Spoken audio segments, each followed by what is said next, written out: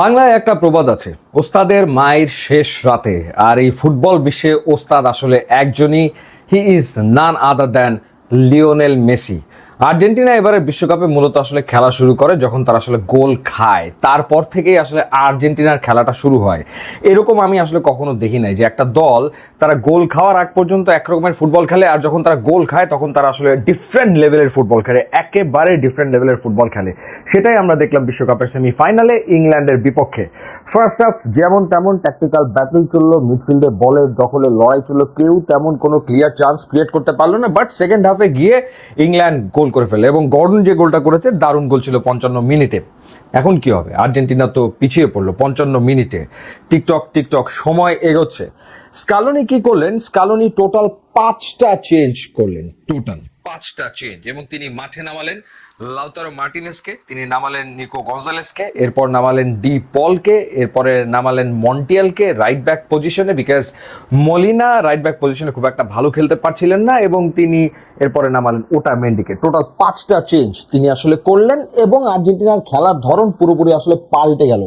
হিংস্র বাঘ হয়ে গেল প্রত্যেকটা ফুটবলার, এবং যেভাবে তারা ঝাঁপিয়ে পড়লো ইংল্যান্ডের উপরে শেষ 25 মিনিটে, এবং তখন আসলে মনে হচ্ছিল যে আর্জেন্টিনার এই গোল শোধ দেওয়াটা জাস্ট সময়ের ব্যাপার, যে কোনো মুহূর্তে আর্জেন্টিনা আসলে গোল করবে। লাক ফেভার করছিল না, কারণ আসলে ম্যাক অ্যালিস্টারের হেডার গিয়ে সাইড পোস্টে লাগলো, এরপর ম্যাক অ্যালিস্টারের আর একটা শট গিয়ে আবারও পোস্টে লাগলো, মানে একই ম্যাচে ম্যাক অ্যালিস্টারের 2টা শট গিয়ে পোস্টে লাগলো। বাট আর্জেন্টিনা তো হারতে কোনোভাবে রাজি না, তারা হারবে না, এই ডিটারমিনেশন নিয়ে এই টিমটা এবারের ওয়ার্ল্ড কাপে আসলে ফুটবল খেলছে। এবং বলেছিলাম যে সবচেয়ে বড় ব্যাপার, রাইট অন টাইম ফর্মে আছেন ম্যাক অ্যালিস্টার, এনজো ফার্নান্দেস, তারা ফর্মে চলে এসছে, একই সাথে হুলিয়ান আলভারেজ এবং Lautaro Martinez. And finally Enzo Fernandez, কি শটটা তিনি নিলেন স্ট্রেট টু দ্য নেট, কি দুর্দান্ত গোল। এবং কার অ্যাসিস্ট কে করেছে? ওই যে যথারীতি the magician of football world Lionel Messi, তার অ্যাসিস্টেই আসলে গোলটা এলো। এবং এরপরে আর্জেন্টিনা আসলে ওয়েট করেনি খেলাটা যাক এক্সট্রা টাইমে, আর্জেন্টিনা চেয়েছে শেষ করে দিতে, ম্যাচ শেষ করে দিতে। অতিরিক্ত 30 মিনিট ফুটবল তারা আর খেলতে চায়নি, এরপরেই তারা আবারও অ্যাটাকে গেছে, এবং ইংল্যান্ড তখন আসলে রীতিমতো দিশেহারা হয়ে গেছে, একেবারে দিশেহারা হয়ে তারা ডিফেন্স ঠিক মতো করতে পারছে না। সেই সুযোগে আবারও কার অ্যাসিস্ট? নান আদার দ্যান লিওনেল মেসির অ্যাসিস্ট, এবং সেখানে লাউতারো মার্টিনেজের কি দুর্দান্ত এক হেডার, যার কারণে আর্জেন্টিনা জয় পেয়ে গেল এবং আবারও চলে গেল বিশ্বকাপের ফাইনালে। এবং এই ম্যাচে স্কালোনি তার স্টার্টিং 11-এ যে চেঞ্জটা এনেছিলেন, অর্থাৎ তিনি জুলিয়ানো সিমিওনিকে খেলিয়েছেন, ডিয়াগো সিমিওনির ছেলে। এবং নিশ্চয়ই আপনাদের ডিয়াগো সিমিওনি এবং বেকহামের সেই ইনসিডেন্টের কথা খেয়াল আছে, ডেভিড বেকহাম লাল কার্ড পেয়েছিল, এবং সেই সিমিওনির ছেলে জুলিয়ানো সিমিওনি প্রথম থেকে খেলেছেন এবং দুর্দান্ত খেলেছেন, একেবারে জান প্রাণ দিয়ে খেলেছেন। কি পরিমাণ রান মেক করেছেন তিনি, উপরে উঠেছেন, নিচে নেমেছেন।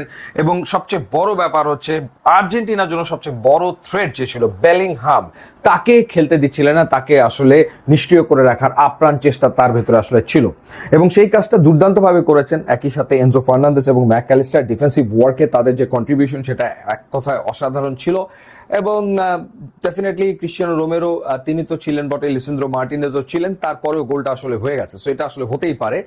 এবং সেই গোলটা হওয়ার পর আমরা আর্জেন্টিনার এই রূপটা আসলে দেখলাম, যে রূপটা আমরা দেখেছি ইজিপ্টের এগেনস্টে। তাদের খুব বেশি সময় লাগে না, 13 মিনিট থেকে 15 মিনিট পেলে ওর ভেতরেই তারা আসলে 2 গোল শোধ দিয়ে 3 গোল করে ম্যাচ জিতে নিতে পারে। সুইজারল্যান্ডের বিপক্ষেও আমরা দেখেছি যে কি পরিমাণ তারা আসলে অ্যাটাকে যখন যাচ্ছে, তখন কিভাবে তারা অ্যাটাকে যাচ্ছে। স্কালোনি ঠিক সেই কাজটাই করেছেন, এই চেঞ্জগুলো করে, এবং চেঞ্জগুলো ব্রিলিয়ান্ট হয়েছে, বিকজ যখন আসলে রাইট ব্যাক পজিশনে খেলানো হলো মন্টিয়ালকে, তখন একের পর এক ক্রস, 10টা ক্রস করেছেন মন্টিয়াল মাঠে নামার পর। এবং তখন আসলে দারুণ একটা কম্বিনেশন তৈরি হয়ে গেছিল মেসি এবং এই মন্টিয়ালের সাথে। তারপরে তো মেসিও একের পর এক ক্রস করা শুরু করলেন। যখন আসলে আর্জেন্টিনা মাঝখান থেকে ঢুকতে পারছিল না, কোনো স্পেস আসলে পাচ্ছিল না, তখন তারা ক্রসে গেছে, এবং একের পর এক দুর্দান্ত ক্রস, এবং তটস্থ হয়ে গেছিল ইংলিশ ডিফেন্স। যদিও তারা লাকি ছিল, 2বার ম্যাক অ্যালিস্টারের 2টা অ্যাটেম্প সাইড পোস্টে লেগেছে, বাট শেষ রক্ষা তাদের আসলে হয়নি। কত কথা শুনলাম, র্যাঙ্কিং এর অমুক দল তমুক দল, হ্যান ত্যান হাবি জাবি, এদের সাথে খেলে নাকি আর্জেন্টিনা এই পর্যন্ত এসছে।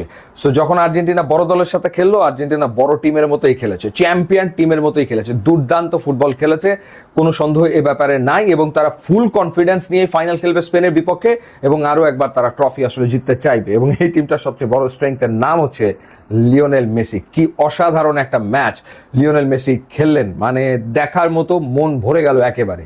সো আর্জেন্টিনা খেলা শুরু করে যখন তারা আসলে গোল খায়। এবারের বিশ্বকাপে এটাই আমরা আবিষ্কার করছি।